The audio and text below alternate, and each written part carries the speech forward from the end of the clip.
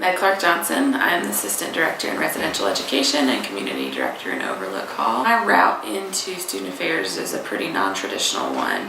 I took time off between undergrad and my graduate degree, and actually found my route while working in a restaurant. I became a corporate trainer for Firebirds Restaurants that is headquartered out of Charlotte, and in that role I would go to different locations, open restaurants, train the staff, and get the restaurant off the ground from their opening day for however long that took, whatever the company was comfortable with. And in that time I trained mostly traditionally aged college students in that role. So I got to know them and really enjoyed getting to know them, training them, and the time in their life that this was, which I thought was really cool. It was a time of a lot of change and growth. And from that is where I got the idea that I thought I would be interested in working with college-age students. Nate Corbitt, and I'm the Campus Visit Coordinator in the Office of Admissions.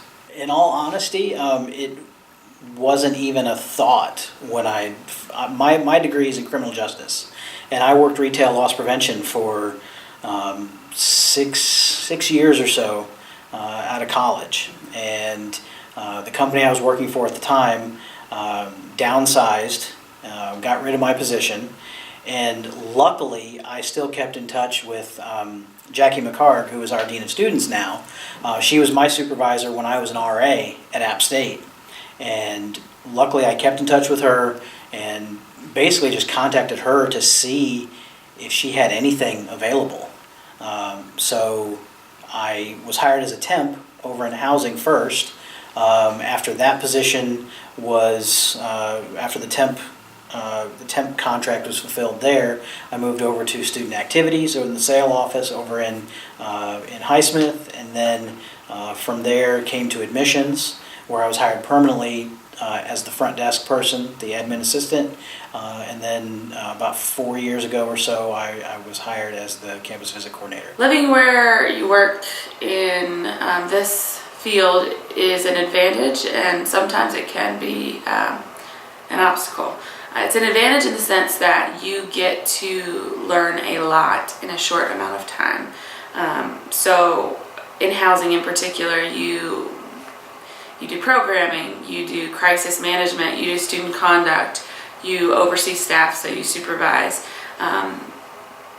Every day is different, and you work a lot of hours, but you get to see a lot. So that's an advantage, and that's why many people choose the housing route. It's also convenient to walk 30 feet from my apartment door to my office, so there's a perk there. My commute time is very short. And you get to know residents and students in a way that no other professionals on our campus get to. You're their neighbors, and you see them all times of the day and doing all kinds of things. You see them at their best and you see them at their worst, and vice versa. I had a baby this year, and my husband and I live in the residence hall with our 4.5-month-old right now.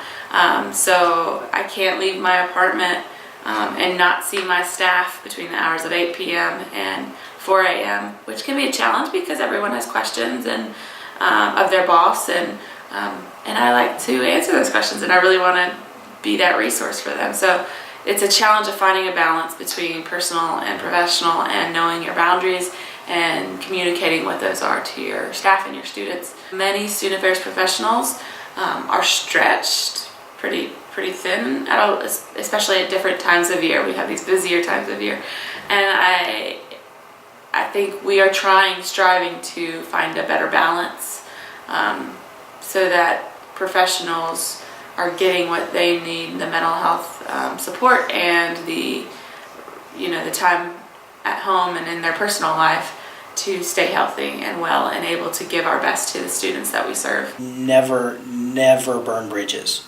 I always tell people, I tell students when all my old ambassadors, anything like that, I always tell them, never burn bridges. And if you can keep in touch with people, definitely do that. And I'm the perfect example, because I would not be here today if I had not kept in touch with Jackie and had not, kept in communication with her. Advice to somebody seeking out a student affairs profession, I would say make sure it is your passion. It's an extremely rewarding position, and those rewards get you through the challenges that exist in the job. That's why your excitement is really critical. I also would say that having fun with your students and having fun in the workplace is also really important, I think, in any field.